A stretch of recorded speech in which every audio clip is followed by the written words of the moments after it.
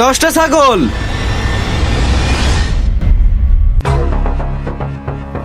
ওই মন্টু কষাই কি তুই?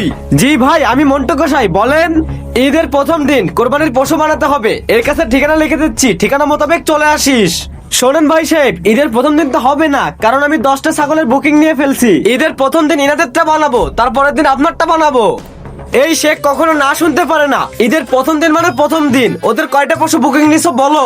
বন্ধুরা, আমি তোমাদের লাইক সাবস্ক্রাইবের জন্য জোর করব না, তোমাদের কাছে আমাদের এই ভিডিও ভালো লাগলে লাইক করো, এবং এরকম সুন্দর ভিডিও আরো দেখতে চাইলে আমাদের চ্যানেলটি এখনই সাবস্ক্রাইব করো। শেখ সাহেব, এদের 10টা ছাগল বুকিং নিছি, প্রথম দিন এদেরটাই বানাতে হবে। তুমি একটা ছাগল বানানোর জন্য কয় টাকা নাও?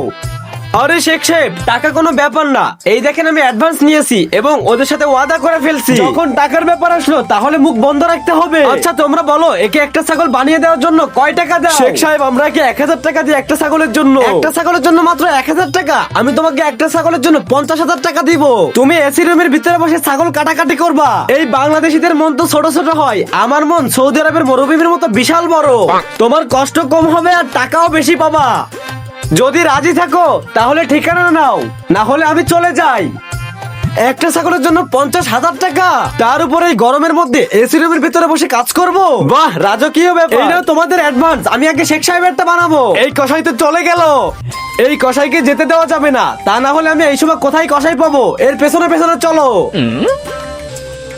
শেখ সাহেব, আমি আপনার অফারটা গ্রহণ করলাম। আমি ঈদের প্রথম দিনে আপনার কাজ করে দিব এবং সকাল সকাল চলে আসবো। তোমাকে আমার মনে ধরেছে, সঠিক সিদ্ধান্ত নিছো তুমি।